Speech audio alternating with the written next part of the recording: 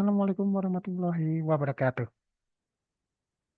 Teman-teman sekalian, sahabat ilmu, berjumpa lagi dengan saya, Raden Suwartono, dalam materi mata kuliah Ilmu Negara. Ilmu Negara merupakan mata kuliah wajib yang menjadi kurikulum di setiap fakultas hukum di seluruh wilayah Indonesia. Dan pada hari ini, kita akan membahas salah satu sub pembahasan dalam mata kuliah Ilmu Negara mengenai berbagai tipe dan bentuk negara. Khususnya, kita akan membahas dan mendiskusikan mengenai model klasifikasi negara sistem pemerintah. Sahabat ilmu, teman-teman sekalian, di dunia ini dapat dibagi pengelompokan terhadap negara-negara di seluruh dunia menjadi dua kelompok. Dengan melihat pada sistem pemerintahan yang digunakan. Kelompok pertama adalah negara-negara yang menerapkan sistem pemerintahan parlementer. Sedangkan kelompok kedua adalah negara-negara yang menerapkan sistem pemerintahan presidensial. Sahabat ilmu, teman-teman sekalian, kedua kelompok ini sebagian besar diterapkan oleh negara-negara yang memiliki tipe bentuk pemerintahan republik. Meskipun pada beberapa kasus, negara-negara dengan bentuk pemerintahan kerajaan atau monarki juga menerapkan sistem pemerintahan, khususnya sistem pemerintahan parlementer. Sistem parlementer yang diterapkan oleh negara-negara monarki misalnya seperti di Inggris atau di UK.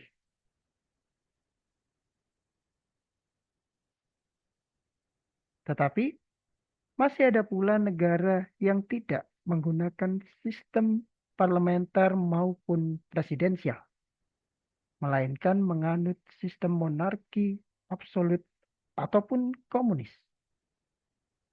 Tetapi sahabat ilmu sekalian dan teman-teman sekalian, secara garis besar, negara-negara di dunia mayoritas memilih antara satu, menerapkan sistem pemerintahan parlementer, atau kedua, menerapkan sistem pemerintahan presidensial.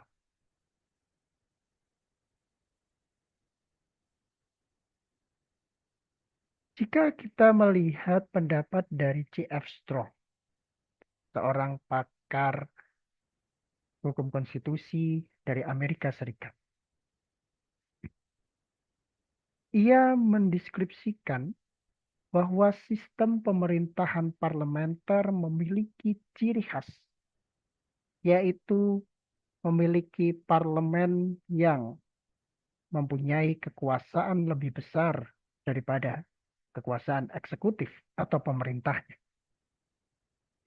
C.F. Strong juga menganalisis, mengidentifikasikan bahwa ciri yang lain yang dimiliki oleh negara-negara yang menganut sistem pemerintahan parlementer adalah adanya jabatan Perdana Menteri yang menjadi kepala pemerintahan dan bertanggung jawab kepada parlemen. Parlemen atau lembaga perwakilan dapat mengajukan impeachment atau pemberhentian kepada Perdana Menteri apabila kinerja Perdana Menteri tidak sesuai dengan harapan parlemen. Sehingga proses pemberhentian yang dimiliki, yang dianut oleh negara-negara yang menggunakan sistem pemerintahan parlementer adalah berdasarkan pada kepuasan dan indikator politik. Dan yang berikutnya adalah anggota kabinet merupakan bagian dari parlemen. dan harus mempunyai paradigma yang sama dengan parlemen. Itulah kenapa di dalam sistem pemerintahan parlementer kita mengenal adanya kelompok oposisi dan kelompok koalisi. Secara sederhana, kelompok koalisi adalah suatu kelompok kekuatan yang ada di dalam parlemen yang diwakili kepentingannya oleh kabinet yang menjalankan pemerintahan. Sedangkan kelompok oposisi adalah kelompok kekuatan di dalam parlemen yang kepentingannya tidak diwakili oleh oleh kabinet yang berkuasa. Nah, sahabat ilmu sekalian, karakter atau ciri lain yang dapat kita lihat pada sistem parlementer adalah pertama, ia memiliki kepala negara dan perdana menteri sebagai kepala pemerintah. Kedua, terdapat supremasi parlemen. Ketiga, perdana menteri dapat dimakzulkan atau diberhentikan oleh parlemen. Tidak hanya karena alasan hukum, tetapi juga karena alasan politik. Dan yang keempat, perdana menteri dipilih oleh parlemen. Sahabat ilmu, teman-teman sekalian, sistem pemerintahan yang kedua adalah presidensial. Kembali mengutip dari pendapat C.F. Strong, ia mengidentifikasikan ciri sistem pemerintahan presidensial dengan melihat struktur yang ada di dalam pemerintahan Amerika Serikat. Jadi yang pertama, presiden menjadi kepala kekuasaan eksekutif. Kedua, anggota kabinet dipilih oleh presiden dan bertanggung jawab kepada presiden. Kemudian mengutip dari C.F. Strong, ciri yang lain adalah eksekutif dan parlemen adalah entitas yang berbeda. Sehingga dengan menganut pada teori pembagian pemisahan kekuasaan, eksekutif dan parlemen adalah cabang kekuasaan yang berbeda satu sama yang lain, sehingga eksekutif adalah entitas yang berbeda dari parlemen. Karena merupakan entitas yang berbeda, presiden tidak dapat mengajukan impeachment dan membubarkan parlemen. Begitu pula sebaliknya, parlemen juga tidak dapat mengajukan impeachment atau pemberhentian terhadap presiden, kecuali jika presiden melakukan pelanggaran hukum dan konstitusi yang serius. Hal pengecualian ini sebagai wujud dari check and balances yang dianut oleh negara-negara demokrasi. Sehingga ciri-ciri itu dapat kita lihat. Pertama, sistem pemerintahan presidensial menempatkan presiden sebagai kepala negara dan kepala pemerintahan secara sekaligus. Kedua, supremasi kepresidenan menjadi ciri yang utama, di mana kekuasaan presiden lebih dominan dibandingkan cabang kekuasaan yang lain. Dan yang ketiga, presiden dapat dimakzulkan hanya karena alasan hukum dan tidak dapat dimakzulkan oleh parlemen karena alasan politik. Yang keempat, presiden dipilih langsung oleh rakyat melalui pemilihan umum. Sahabat ilmu dan teman-teman sekalian, selain sistem pemerintahan presidensial dan parlementer, rupanya dikenal juga dengan bentuk sistem pemerintahan ketiga, yang di Indonesia populer disebut dengan nama sistem pemerintahan kuasi. Kuasi ini sebenarnya adalah bentuk campuran atau hibrida yang populer di Indonesia. Pertama kali diperkenalkan oleh Sri Sumantri. Profesor Sri Sumantri menggunakan istilah kuasi untuk merujuk pada sistem pemerintahan di Perancis. Tetapi, sahabat ilmu, teman-teman sekalian, sebenarnya di Perancis tidak dikenal istilah kuasi. Perancis menyebut sistem yang dianutnya, sistem pemerintahan yang mereka anut, sebagai sistem republik semi-presidensial atau semi-presidential republic system. Istilah ini diperkenalkan dan dipopulerkan oleh Maurice Duverger, seorang ahli kenegaraan asal Perancis. Maurice Duverger terinspirasi oleh praktik Republik Weimar, sebuah negara yang hari ini kita kenal sebagai Republik Jerman. Duverger terinspirasi pada bentuk pemerintahan yang dilakukan atau dianut oleh Republik Weimar. Sehingga Duverger melakukan kritik terhadap sistem presidensial dan sistem parlementer dengan memberikan pendekatan historis pada pengalaman sejarah yang dialami oleh Prancis. Tetapi meskipun Duverger terinspirasi oleh praktik Republik Weimar, usia Republik Weimar tidak lama dan kemudian digantikan oleh Republik Jerman. Jerman sebagai pewaris Republik Weimar ternyata menggunakan sistem yang berbeda dari yang disebutkan oleh Maurice Duverger. Sistem ini dikenal dengan nama sistem semi-parlementer atau semi-parliamentary system. Istilah ini diperkenalkan oleh Stephen Ganghoff, yang riset yang dilakukan oleh Stephen Ganghoff terinspirasi dari pemikiran dan juga sistem semi-presidensial yang dicetuskan oleh Maurice Duverger. Sehingga baik sistem semi-presidensial maupun sistem semi-parlemen adalah saudara yang sangat-sangat lekat karena saling menginspirasi satu sama lain dan menjadi kritik terhadap sistem pemerintahan yang secara umum dikenal di dunia, yaitu sistem parlementer dan sistem presidensial. Sehingga sahabat ilmu, teman-teman sekalian, apabila teman-teman semua ditanya oleh dosen, oleh rekan sejawat, ada berapa sistem pemerintahan yang dikenal di dunia? Teman-teman bisa menjawab ada 3. Dengan merujuk pada sistem parlementer, sistem presidensial, dan sistem kuasi.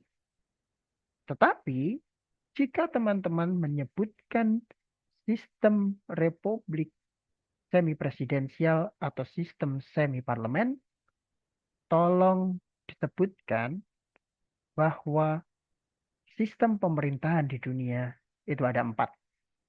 Karena tidak mungkin kita menyebutkan salah satu saja antara sistem semi-presidensial atau sistem semi-parlemen. Karena keduanya adalah 2 sistem yang berbeda, tetapi saling melengkapi, saling menjadi kritik satu sama lain. Sehingga tidak adil rasanya jika kita meninggalkan salah satunya. Sahabat ilmu, teman-teman sekalian. Ini adalah suatu skema yang dapat kita gunakan untuk mempelajari dan memahami perbedaan antara sistem parlementer, sistem presidensial, maupun sistem kuasi. Keduanya, baik sistem semi-presidensial maupun sistem semi-parlementer. Perbedaannya adalah pada proses pembentukan pemerintahan. Pada sistem presidensial, rakyat sebagai pemilih melakukan pemilihan untuk membentuk anggota parlemen dan juga siapa yang berhak menjadi presiden. Kemudian presiden dengan kewenangan yang dimilikinya membentuk pemerintahan atau membentuk kabinet. Sedangkan parlemen tidak terlibat dalam proses pembentukan kabinet. Sedangkan dalam sistem parlementer, rakyat sebagai pemilih melalui mekanisme pemilihan umum menentukan dan memilih siapa yang berhak menjadi anggota parlemen. Tetapi parlemenlah yang kemudian menentukan siapa yang menduduki jabatan pemerintahan, membentuk kabinet, bahkan dalam beberapa praktik seperti praktik yang pernah diterapkan oleh Indonesia ketika menganut sistem parlementer, termasuk memilih siapa yang berhak menjadi presiden. Sedangkan dalam bentuk semi presidensial, pemilih atau rakyat melakukan mekanisme pemilihan umum untuk menentukan anggota parlemen dan siapa yang berhak menjadi presiden.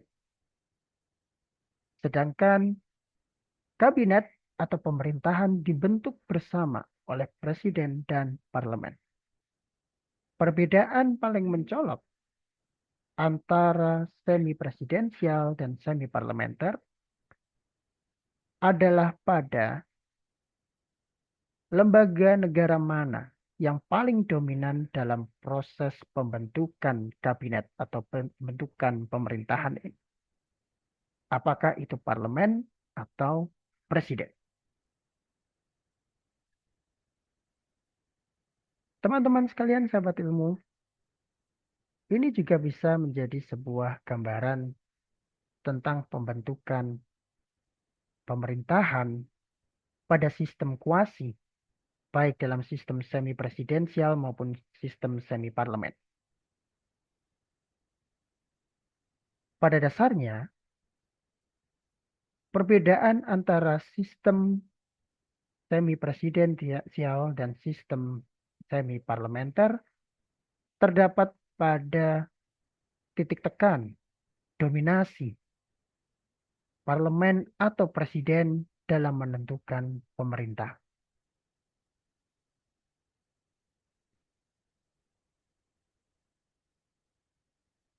Dan kedua sistem ini, sahabat ilmu, teman-teman sekalian, diterapkan oleh banyak negara di Eropa.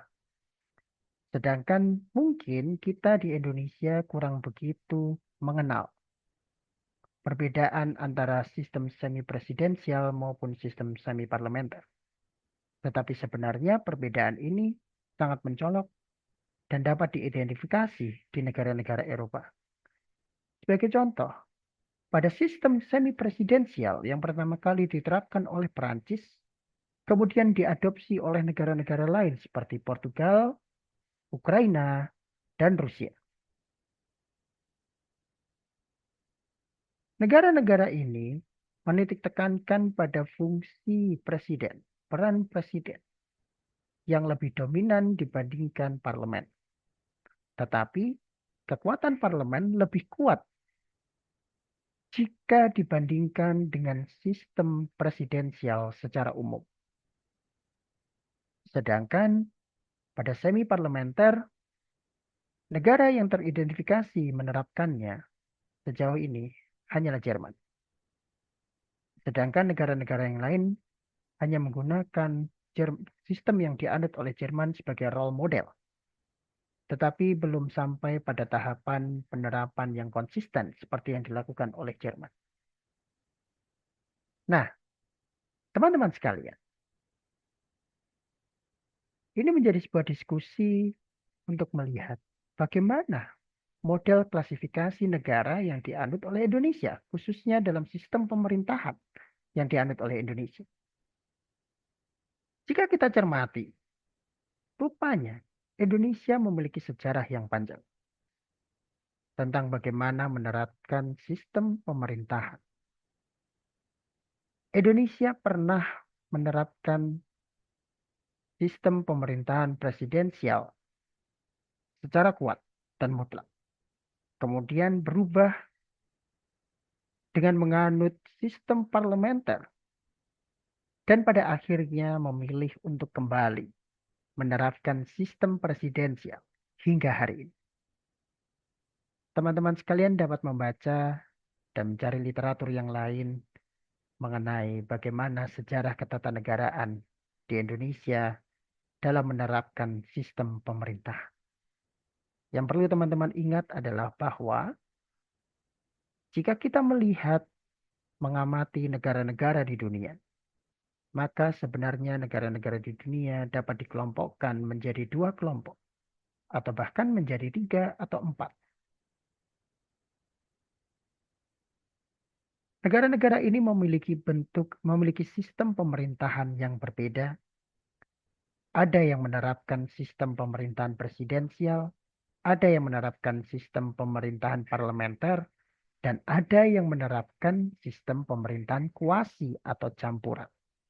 Yang sistem pemerintahan kuasi atau campuran ini dapat dibedakan menjadi dua, yaitu negara-negara yang menerapkan sistem pemerintahan semi-presidensial seperti Perancis, dan negara-negara yang menerapkan sistem pemerintahan parlementer, semi-parlementer seperti Jerman.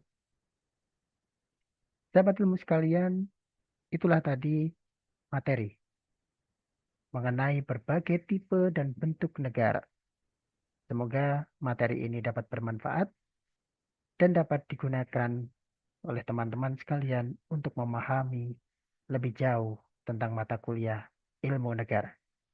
Sampai jumpa di kesempatan berikutnya. Jangan lupa untuk meninggalkan komen yang positif, terus belajar dan mencintailah ilmu.